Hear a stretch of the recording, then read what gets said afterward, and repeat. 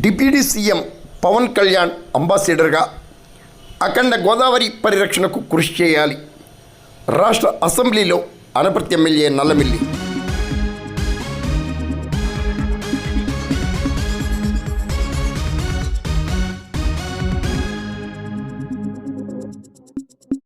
భారతదేశంలో పవిత్ర గంగానది తర్వాత అత్యంత ప్రధానమైన అఖండ గోదావరి పరిరక్షణకు ప్రభుత్వం తక్షణమే కృషి చేయాలని అనపర్తి ఎమ్మెల్యే నల్లమిల్లి రామకృష్ణారెడ్డి కోరారు.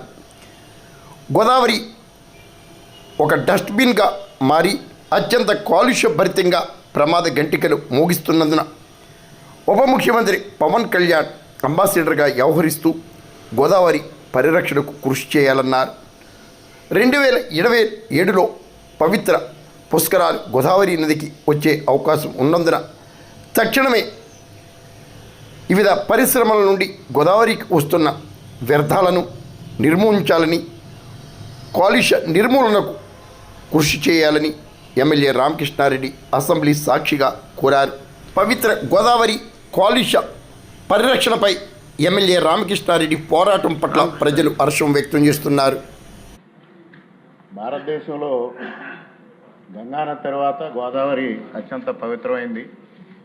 మరి ఇప్పుడు 6 రాష్ట్రాల గురించి గుండా గోదావరి ప్రవహిస్తున్నప్పటికీ రాజమహేంద్రవరంలో అఖండ గోదావరిగా పిలుస్తాం. వచ్చే సంవత్సరం అక్కడ పుష్కరాలు జరగబోతూ ఉన్నాయి. ఈ నేపథ్యంలో గోదావరి నదిలో కానీ గోదావరి కాలువల్లో కానీ విపరీతమైన కాలుష్యం ఉంది. ముఖ్యంగా గోదావరికి ఏపీ పేపర్ మిల్ కాలుష్యం ఎడమగట్టు, అదేవిధంగా ఆంధ్ర షుగర్స్ కాలుష్యం కుడిగట్టు, రాజమహేంద్రవరం మున్సిపల్ కార్పొరేషన్ సెవరేజ్ అంతా అక్కడ కలుస్తూ ఉండడంతో విపరీతమైన కాలుష్యం ఉండి కనీసం దానిలో అడుగు పెట్టలేని పరిస్థితికి వచ్చింది. ఎన్ఆర్సీపీ నేషనల్ రివర్ కన్జర్వేషన్ ప్లాన్ కింద కేంద్ర ప్రభుత్వం, కేంద్ర జలశక్తి మంత్రిత్వ శాఖ 88 కోట్ల రూపాయలు శాంక్షన్ చేసి ఆ పనులు పూర్తి చేయమని తెలియజేస్తే ఆగస్టు 2026కి, ఫిబ్రవరి 2026కి పూర్తి అవ్వాల్సిన పనులు మరలా ఈ రోజు వరకు కూడా పూర్తిగా లేదు. ఫిబ్రవరి 2026 వరకు ఈఓటీ తీసుకున్నారు. ఎంతవరకు పూర్తయిందో కూడా ఎవరికి అర్థం కాని పరిస్థితి. కాలుష్య నియంత్రణ మండలి మరి వారికి సిబ్బంది లేక, వారి నియంత్రణ లేక చాలా ఇబ్బందికరంగా ఉంటా ఉంది. మరి ఇటువంటి పరిస్థితుల్లో గోదావరి పంట కాలువలు కూడా ఒక డస్ట్బిన్ మాదిరిగా తయారైంది. గ్రామ పంచాయతీలు కానీ మున్సిపాలిటీలు కానీ చెత్తనంతటిని తీసుకొచ్చి కాలువల్లో వేయడం, అదేవిధంగా ప్రజల్లో కూడా అవగాహన లేక ఇటీవల కాలంలో డీసిల్టింగ్ జరుగుతున్నప్పుడు నేను ఒకసారి పర్యవేక్షిస్తే దానిలో నుంచి కాట్స్, పరుపులు కూడా బయటికి తీసిన పరిస్థితిని చూస్తూ ఉన్నాం.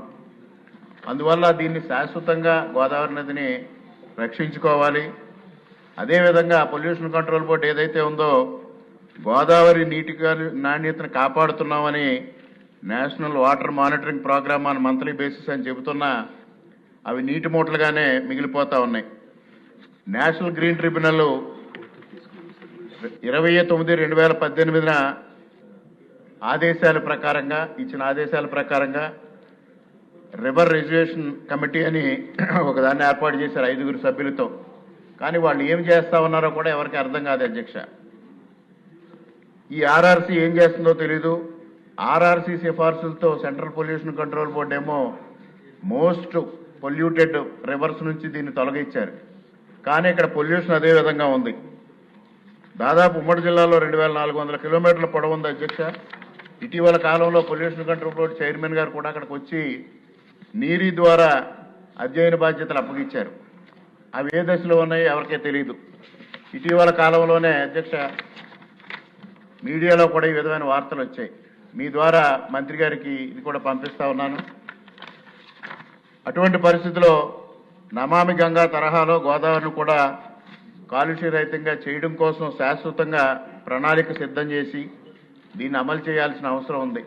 మనకెవరైతే కాలుష్య నియంత్రణ కోసం మరి మంత్రి గారు పవన్ కళ్యాణ్ గారు ఉన్నారు, వారు ఒక బ్రాండ్ అంబాసిడర్గా వారు ఒక పిలుపునిస్తే వారి అభిమానులు కానీ ప్రజలు కానీ వారి మాటకు విలువిచ్చి ఆ విధంగా ఫాలో అవుతారు. కాబట్టి పవన్ కళ్యాణ్ గారు ఒక బ్రాండ్ అంబాసిడర్గా గోదావరి పరిరక్షణ కోసం, కాలుష్య పరిరక్షణ కోసం, గోదావరి కాలువల పరిరక్షణ కోసం వారు కృషి చేయమని మీ ద్వారా వారికి కోరుకుంటూ, ప్రజలందరూ కూడా ఈ విషయంలో అవగాహనతో మెలిగే విధంగా ప్రభుత్వం ప్రత్యేకమైన కార్యక్రమాలు తీసుకోవాలి. ప్రభుత్వం కూడా ప్రత్యేకంగా అధ్యయనం చేసి ఒక్క పుష్కరాల కోసమే కాకుండా శాశ్వతంగా పరిష్కారం కోసం చూడాలి. ముఖ్యంగా ఏపీ పేపర్ విషయం తీసుకుంటే వారు ఏ విధంగానూ పొల్యూషన్ కోడ్ నార్మ్స్ పాటించరు.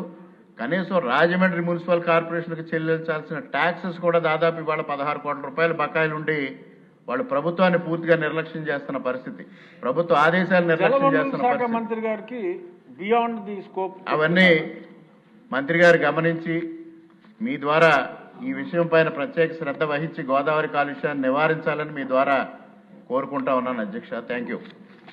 మంత్రి గారు.